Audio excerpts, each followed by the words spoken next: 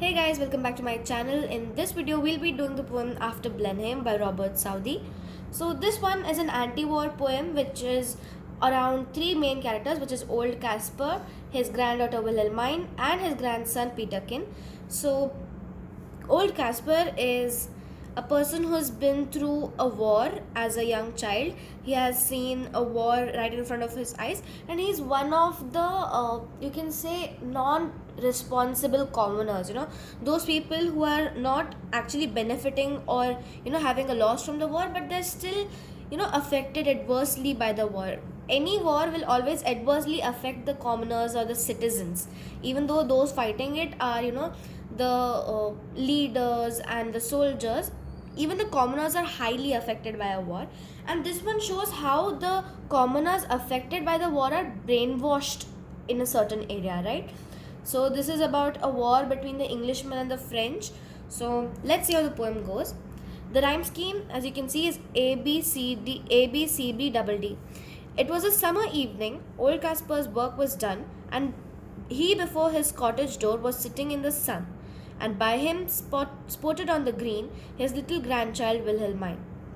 So now it was a summer evening and old Caspar's work was done. So as you might have seen in your villages and everything, grandparents finish their work by a particular time, midday or evening. By then they'll do all their work. They have no actual, you can say, they have retired, they have no job. And even if they have a job, the farmers and everything, they'll mostly finish their work during the day, and evenings they'll rest with their family, they'll have food, they'll relax. So just like that, old Caspar's work is done, and he's sitting before his cottage door, which says that he is living in some sort of a field sort of environment with some a town type of place, which is it's not completely a city. And he was sitting in the sun, and by him spotted on the green. The green is the grass or the lawn around his cottage, right? If you might have been to very rural areas, you will have seen that outside their houses now in the evening everybody will sit, the neighbors and everything, they'll just sit and talk. Or even if you're living in these high rise buildings, there'll be a group of people sitting down and they'll be talking in the evening after they've completed their day's work, right? And instead of other people, his granddaughter is sitting beside him on the grass. So next, she saw her brother Peterkin roll something large and round, which he beside the rivulet in playing there had found. He came to ask what he had found that was so large and smooth and round. So now, over here, she sees her brother roll something large and round. Now kids, if they find something, a can, or you can say a bottle cap, they'll just kick it around. They'll just kick it around on the road, they'll play around with it. So Wilhelmine sees her brother playing with something large and round in the same manner, which he beside the rivulet. Rivulet is just a small stream of water. It's not exactly a river, but it's a small stream of water running by. In playing there had found. So beside the rivulet, he is playing around a particular stream of water near the cottage, and there he found this huge large round thing, and he's playing around with it. He came to ask what he had found. Now he brings that large thing, or probably kicking it over or rolling it with his hands, he brings it to his grandfather and his sister, and asks them what it is. And they might ask, what are the features of the things found by young Peterkin? It was large, smooth and round. 3 points: large, smooth and round. If you can take a guess what it is, something that's large, that's a smooth kind of circular, and round means not exactly circular but kind of circular, spherical almost, right? So if you take a good guess, you'll soon realize that we are talking about a skull, right? If you think of the skull or the head, human head, the skeletal part, you'll realize that this description matches it. Old Caspar took it from the boy who stood expectant by, and then the old man shook his head and said with a natural sigh, "'Tis some poor fellow's skull," said he, "who fell in the great victory." Now, old Caspar takes that thing from the boy. If you're around your grandparents and you touch something you're not supposed to touch, they'll just take it away from you, they'll ask you to throw it away. They themselves will discard it, and they'll be like, don't touch these things, they're not good for you, you're not supposed to go near them, and they'll even explain the reason why, right? So old Caspar takes it from the boy because it's a negative thing. Now the boy is standing by, he's found something new, he wants to know what it is, and his grandfather has taken it from him, he's studying the thing. And his grandfather then mentions, the grandfather is just, very sad. He's not happy at the thought of the thing, and he's just shakes his head, and then with the natural sadness, he's tired and he's like not happy of the topic. He'll be like, this is some guy's skull. He just died in in a great victory, right? Now this great victory refers to a very destructive war, as you'll see. Old Caspar, the grandfather, he is continuously mentioning this great victory, by which he means a very terrible war, and people around have talked about it saying it's a great victory. So now old Caspar believes that it's a great victory, and he'll be like, oh no, it's a great victory, even though it had all of these consequences, it's a great victory. He's like, great victory, a positive thing. I find them in the garden, for there's many here about, and often when I go to plough, the ploughshare turns them out.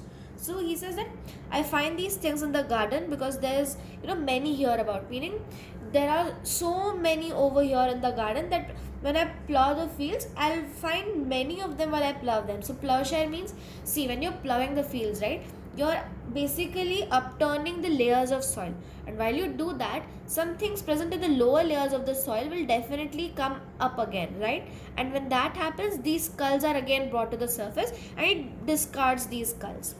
Moving on. For many thousand men, said he, was slain in the great victory. So he says that every time I plough the fields, some of these the skulls are always turned out, so I just throw them away. And he's saying that thousands of men were slain. Slain means killed, right? Slain mostly refers to killing someone by beheading them. So killed, because in a war people are fighting with swords and stuff.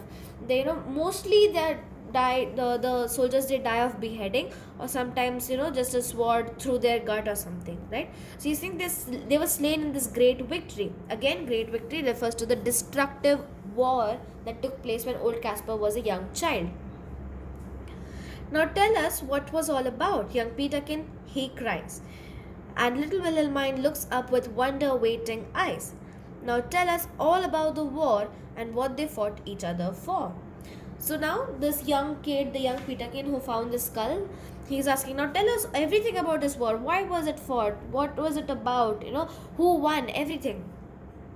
And then little Wilhelmine, she also looks up. She's also interested in the topic. She's curious about why the war was fought. And then, they both could not figure out why it was fought. So they're waiting for their grandfather's response. Wonder waiting eyes. This is alliteration because the sound of W is being repeated. Now tell us all about the war and what they fought each other for. They're asking the reason for the war. It was the English, Caspar cried, who put the French to rout. But what they fought each other for, I could not well make out. But everybody said, quoth he, it was a famous victory. So now, Caspar says that it was the English who, who made the French to rout. Means the French were not actually interested in a war. You can almost say that it was a fight that they had almost lost even before beginning it. So he's like, the Englishmen basically poked the French to start a war, and the French had no other choice but to fight back. But what had they fought each other for, I could not well make out. Now old Caspar was so young, and the commoners don't even know that what was the reason for the war. And then he says that, but everybody said, quoth he. Quoth he means said he. You can just say that quoth is quote. You can say, right, quoth he, quoth she, meaning she said or he said. And then so he says that everybody told him it was a famous victory. So the great victory, the famous victory, these are the words used by the commoners to explain the war, right? To refer to the war. And the words, the great, famous, they're all positive adjectives. So instead of associating the war with the negatives or the consequences, old Caspar, being the innocent person he is, he says that it was a famous victory, a great thing. My father lived at Blenheim then, yon little stream hard by. They burnt his dwelling to the ground, and he was forced to fly. So with his wife and child he fled, nor had he where to rest his head. Okay, so now he says that my father lived in Blenheim then. He would not say he lives there because he was a kid. He was just accompanying his parents around, and now he does not live at Blenheim anymore. So he said, my father lived at Blenheim then, yon little stream hard by. Meaning, they lived at Blenheim, and over there too, they had this stream around, right? Just like the rivulet around here, they also had a stream near their house. They burnt his dwelling to the ground and he was forced to fly. Now here they are telling about the horrors of the war, right? Burning dwellings. So it is a war to be fought by the soldiers and all the leaders and everybody. But here the commoners who have not even started the war, or those who are not even interested in the war, they just want to live peacefully, their dwellings, their residencies are being burnt to the ground. This is not fair, but again, this is the byproduct of every war, a consequences that has been faced almost every time in a war, right? And so burnt his dwellings to the ground, forced to fly as in flee basically, right? Fly does not mean fly actually, it just means to run away, to run for their life. So with his wife and child he fled, nor had he where to rest his head. They had no place to even rest their head, because stopping anywhere was a huge risk. Because see, there's a huge war going around, they can attack any place at any time, they cannot stop at a particular place. Knowing that there are some commoners there, the opposition party will attack the place just to increase the losses of the party they are dealing with. So they could not stay at a place for long, they had to keep moving until they found a safe spot. With fire and sword, the country round was wasted far and wide, and many a childing mother then and newborn baby died. But things like that must be at every famous victory. Again, this shows the brainwashed mindset of Caspar, right? With fire and sword, the country round was wasted far and wide. So, meaning every place was set on fire, everywhere there were soldiers with their swords in their hand, killing commoners and the soldiers alike. So it's saying that the land was wasted, everything was burned down, no man was living there, it was an inhabitable land.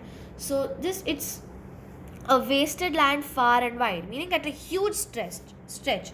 And many a childing mother then and newborn baby died. Childing mother means pregnant ladies, the ladies who have they are pregnant, they're about to deliver their kid, those ladies and newborn babies died.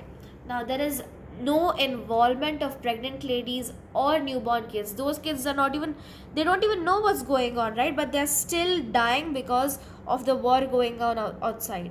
But things like that must be at every famous victory.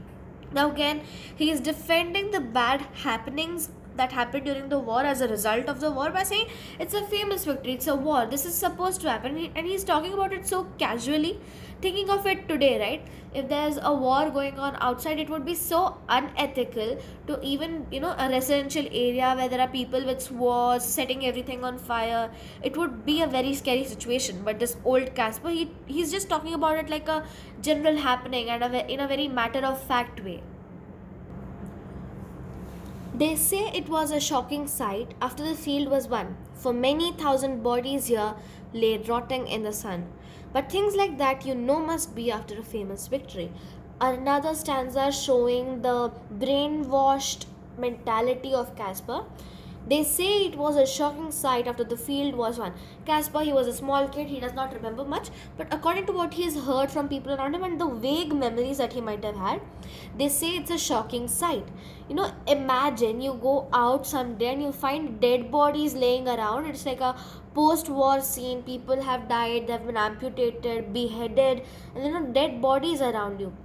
So the field was won, meaning a party wins, and the site at the place where the war was fought, there are dead bodies laying around, for many thousand bodies. So thousands of people died for a war, right? And they're just laying there rotting in the sun. But things like that must be after a famous victory. Just like the previous one, he is told that this is a famous victory, a big thing, a good thing. So this is how it must be. Again, now he is even praising the people responsible for the war. Great praise the Duke of Marlborough won, and our good Prince Eugene. Why, it was a very wicked thing, said little Wilhelmine. Nay, nay, my little girl, quoth he, it was a famous victory.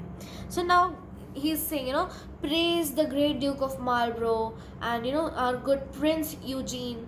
These two are the Englishmen who were responsible for the war. You can say they're the leaders of the war, or the kings, of the English side. They are the ones who have challenged or declared war on the French part and defeated them after all of these horrifying incidents that just took place over here, right? And then he's still praising them. His house was burned down, many pregnant ladies and newborn kids died. He had to fly away, or just run away from the land he was born, and he was living happily with his whole family, right? So they have done so much of bad to him, but he's still praising them. Why? Because everybody says it's a great thing, a great victory, and a famous victory. Now, listening to all of this, listening to him praising was the last straw for Wilhelmine, and she says, this is a very wicked thing. Unlike this old Caspar, she is using her senses, right? Thousands of people died just for two people to win. So many people, so many innocent lives were taken just for these two people to win. And despite all of these bad happenings that happened because of them, her old grandfather is still praising these two people who almost killed his family, burned him, right? But again, because he is so adamant on calling it a good thing, he says, no, my little girl, it's a great victory, it's a good thing. And everybody praised the Duke, who this great fight did win. But what good came of it at last, quoth little Peterkin. Why, that I cannot tell, said he, but was a famous victory. Now again, little Peterkin is cross-questioning him, right? He's asking, listen, right? You guys, all of you people, you praise this Duke, you praise this Prince Eugene, and what good did it bring to you guys? You're still living in a cottage, your living conditions are still the same, just now nobody will be burning down your house, and you had to flee your house, and what good came of it? Nothing. You're still in the same conditions, you still have the same kings and everything, does not make a difference. So little Peterkin says that it's no good. What good came of it? It's just the same thing. Why, that I can't tell, said he, but was a famous victory. So he says that I don't know what good came of it, right? It's a war, it was fought, and it was a famous victory.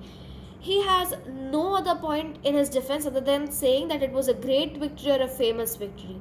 This just shows that his lack of knowledge of the political affairs of his kingdom, right?